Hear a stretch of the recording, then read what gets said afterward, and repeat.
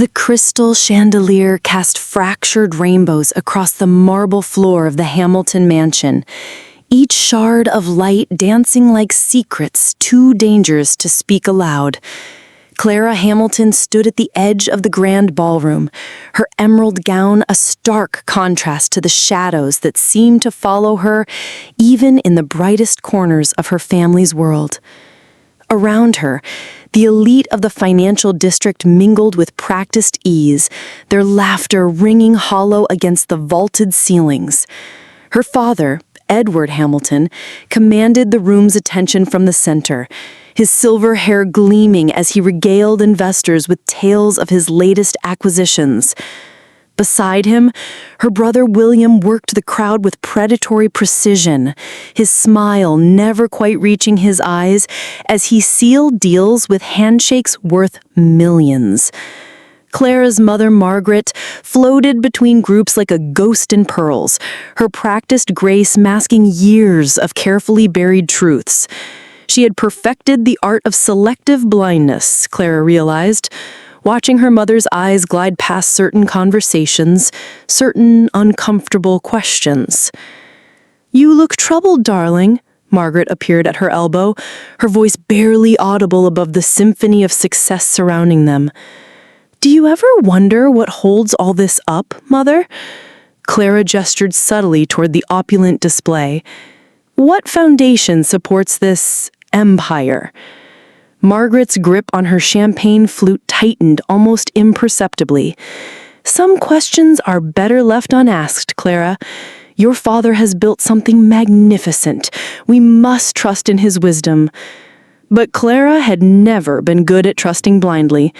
Even as a child, she had possessed an uncomfortable talent for seeing through facades, for sensing the rot beneath polished surfaces. Tonight, that instinct clawed at her chest like a caged animal desperate for freedom.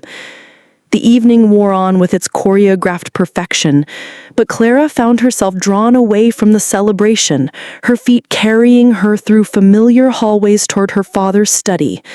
The door stood slightly ajar, and through the gap she could see boxes of old files stacked against the mahogany paneling. Her heart hammered as she slipped inside, the sounds of the party muffled by thick walls and heavy curtains. These were the archives her father had been organizing, decades of Hamilton Group history prepared for the new corporate headquarters. Her fingers trembled as she opened the nearest box, expecting to find the usual collection of contracts and correspondence. Instead, she found something that made her blood turn to ice. The documents were yellowed with age, but their implications were crystal clear.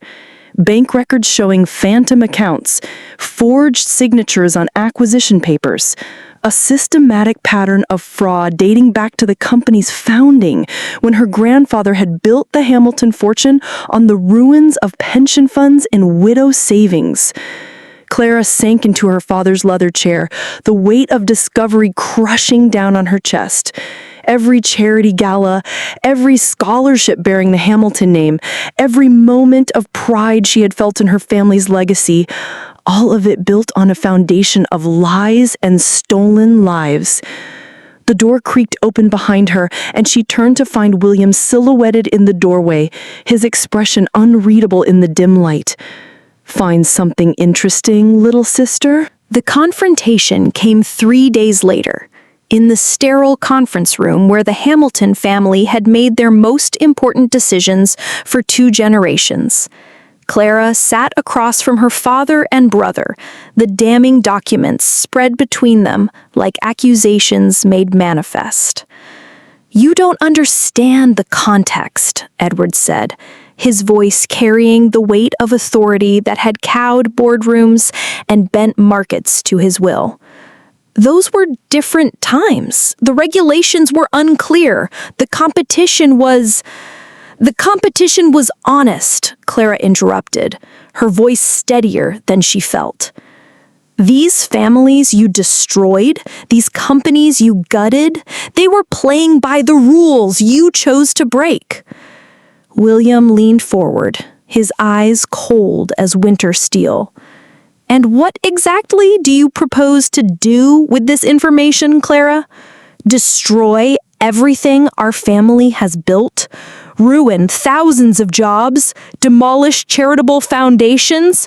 All for the sake of your precious moral clarity? I propose we come clean, make restitution where possible, transform the company into something we can actually be proud of. The silence that followed was deafening. Edward's face had turned the color of ash, while William's expression shifted from disbelief to something approaching rage. You naive little fool, do you have any idea what you're suggesting? The lawsuits alone would bury us. The criminal charges would send Father to prison. Is your conscience worth destroying your own family? But Clara had already seen the truth in her father's eyes, not remorse, but fear.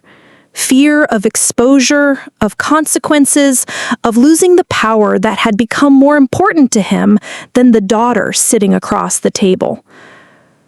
The leak came 2 weeks later, though Clara never learned who was responsible. Perhaps it was a disgruntled employee, or a journalist who had been digging for years, or simply the inevitable result of secrets too large to contain. The financial press erupted with headlines that sent shockwaves through Wall Street. Hamilton empire built on decades of fraud. The pyramid of lies that fooled a generation. Clara found herself at the center of a storm she had never intended to create. The family closed ranks against her, with William leading a campaign to paint her as an unstable malcontent who had betrayed her own blood for attention. Friends she had known since childhood turned away when she entered rooms. Invitations stopped arriving. The golden cage had become a prison, and she was its sole occupant. It was in her darkest moment that David Chen reappeared in her life, like a ghost from a happier past. She remembered him as the scholarship student her family had sponsored through business school, a quiet young man with brilliant ideas and unshakable integrity. Now he stood in the coffee shop where they had agreed to meet, his success evident in his bearing, but his essential decency unchanged. "I heard what happened," he said simply, sliding into the seat across from her. "I also heard what you tried to do." Clara felt tears threaten for the first time in weeks. "I destroyed everything. My family, their legacy, thousands of jobs." "You told the truth. In my book, that's never the wrong choice, even when it comes with a price." David had built his own company from nothing, a small but growing tech firm that specialized in financial transparency software. His clients were credit unions, ethical investment funds, companies that chose principle over profit margins. It was everything the Hamilton Group had pretended to be. "I have a proposition," he said, his dark eyes serious but kind. "Help me build something real, something clean, something that proves honest business isn't just possible, it's profitable." The offer felt like a lifeline thrown to a drowning woman. She had lost her family's trust, their fortune, their name. But perhaps in losing everything, she had finally found herself. Their partnership began in a converted warehouse with secondhand furniture and a staff of 5 idealistic young graduates who believed that business could be a force for good. Clara threw herself into the work with desperate energy, as if she could outrun her guilt by moving fast enough toward redemption. But William was not content to let his sister disappear into obscurity.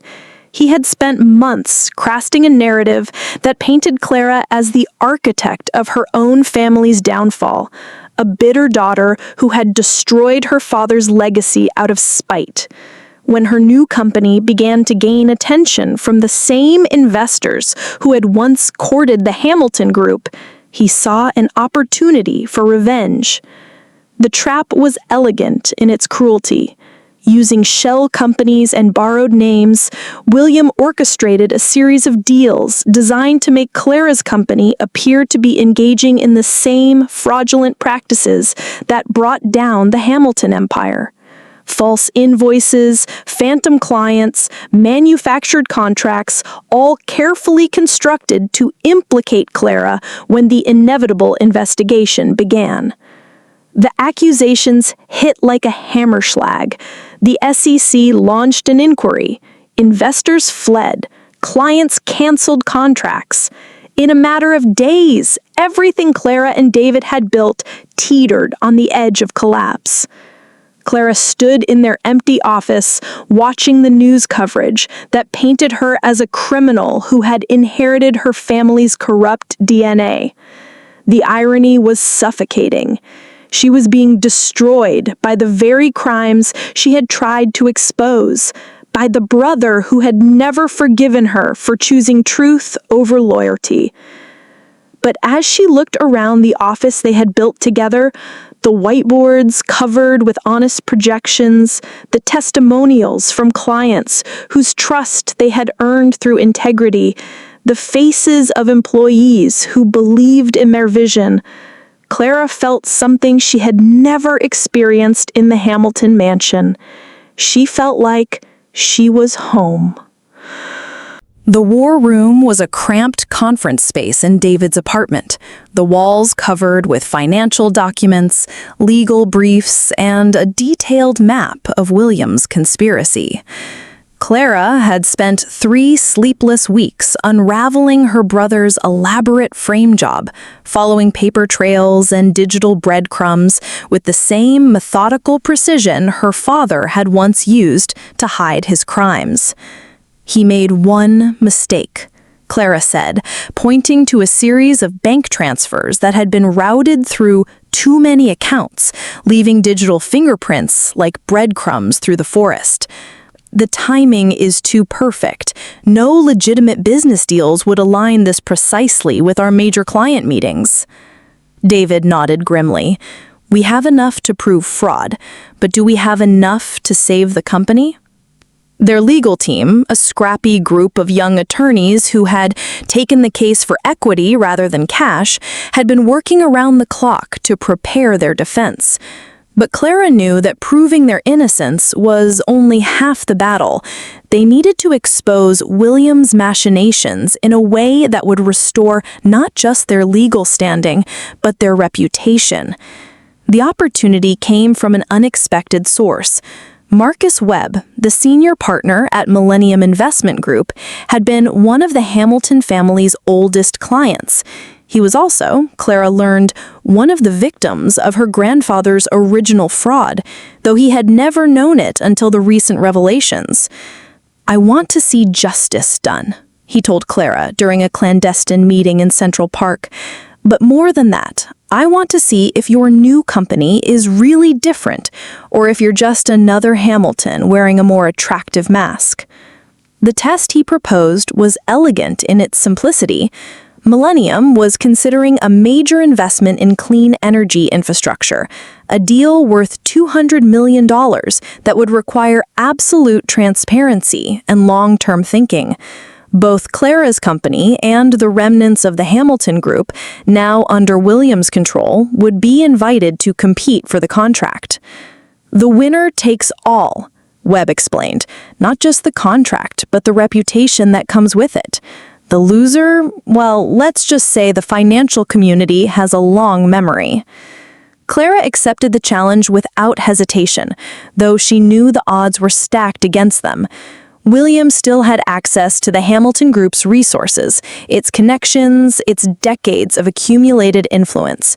Her company was running on borrowed time and borrowed money, staffed by believers but short on experience. The presentation date arrived like an appointment with destiny. In the gleaming conference room of Millennium's Manhattan headquarters, the two sibling rivals faced off before an audience of investors, journalists, and industry leaders who had come to witness what the financial press was calling the Hamilton Reckoning. William went first, his presentation a masterpiece of polished deception. He promised impossible returns, guaranteed outcomes, and painted a picture of success that was as beautiful as it was unattainable. He had learned well from their father's playbook. Tell people what they want to hear, make reality bend to your will through sheer force of confidence.